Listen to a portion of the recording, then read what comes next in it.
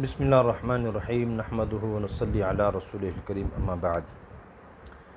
قربانی کے بہت سارے مسائل ہیں جو اہم مسائل ہیں، ان میں ایک مسئلہ جو ہے وہ جانور کی عمر کے اعتبار سے ہے کہ بعض دفعہ یہ گزارش ہے کہ جب بھی آپ جانور لینے جائیں تو اپنے ساتھ کسی ایسے آدمی کو ساتھ لے کر جائیں کہ جو اس کو سمجھتا ہو، جو جانوروں کو سمجھتا ہو، اس کی عمر کے اعتبار سے سمجھتا ہو، کیونکہ بعض دفعہ ایسا ہوتا ہے کہ جو مالک ہوتا ہے نا، جانور بیچنے والا، اس نے تو کام کرنا ہے، کاروبار کرنا ہے، اس کو آپ کی قربانی سے کیا سروکار ہے؟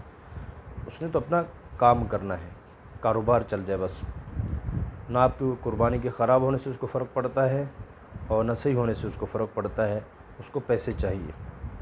اور بعض دفعہ کیا کرتے ہیں، نمک کھلایا جسے پانی کی پیاس لگتی، پانی بہت زیادہ پلایا جسے موٹا تازہ لگا، اب جیسے آپ خرید کے لے آتے ہیں تو اس کو پیچس لگ جاتے ہیں اور وہ آدھا رہ جاتا ہے، بالکل کمزور ہو جاتا ہے۔ لہٰذا آپ اس چیز کا خیال رکھیں کہ آپ جانور جو لے رہے ہیں وہ قربانی کے قابل ہے یا نہیں ہے۔ تو دوسرا یہ کہ اس کی عمر کتنی ہونی چاہیے۔ اس میں بعض دفعہ اکثر جو دانت دیکھے جاتے ہیں، جی دو دندہ ہے، ٹھیک ہے، دو دندہ یہ 2 سال ہونے کی علامت ہے، یا اونٹ ہے تو 5 سال کی، لیکن یہ بنیاد نہیں ہے۔ دیکھیں اس میں یہ دیکھیں عمر کتنی ہے۔ بعض دفعہ عمر کم ہوتی ہے، دانت گرا دیا جاتا ہے یا گر جاتا ہے، جس سے جو ہے وہ عمر میں فرق آتا ہے۔ تو اب اونٹ کی عمر 5 سال ہے، اونٹ کی عمر کم از کم 5 سال ہے، اس سے اور زیادہ ہو، کم کا نہ ہو۔ اور گائے، بیل، بھینس، بھینسا، اس کی عمر کم از کم جو ہے وہ 2 سال ہے۔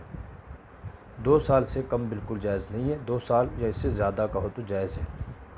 اور اسی طرح دمبا، بھیڑ، بکرا، بکری، اس کی عمر 1 سال ہونا ضروری ہے، 1 سال ہونا ضروری ہے۔ بکرا، بکری، دمبا، دمبی۔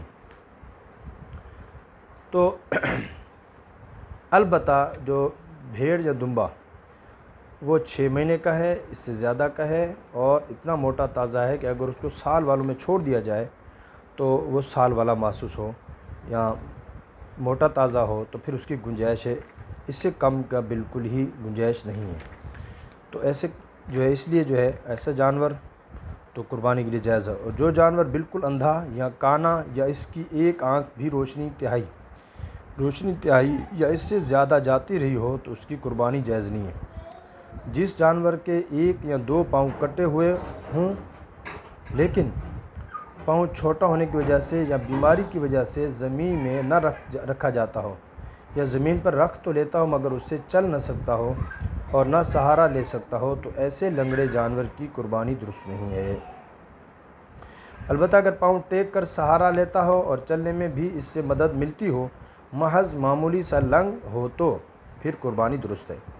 جو جانور اس قدر دبلا ہو کہ اس کی ہڈیوں میں گودا نہ رہا ہو، تو ایسے بیمار اور کمزور جانور کی قربانی جائز نہیں ہے۔ جس جانور کے بالکل ہی دانت نہ ہوں، اس کی قربانی بھی درست نہیں ہے۔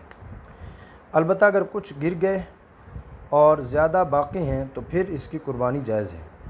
اگر کسی جانور کے پیدائش ہی سے کان نہ ہوں تو اس کی قربانی بھی جائز نہیں ہے۔ پیدائش ہی سے کان نہیں ہے تو اس کی قربانی جائز نہیں ہے۔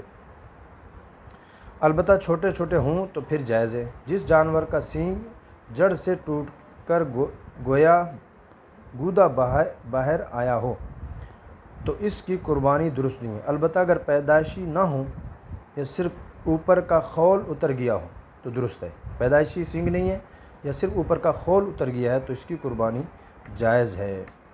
ذبح کرتے وقت تکبیر پڑھنا واجب ہے۔ ذبح کرتے وقت تکبیر پڑھنا یہ واجب ہے۔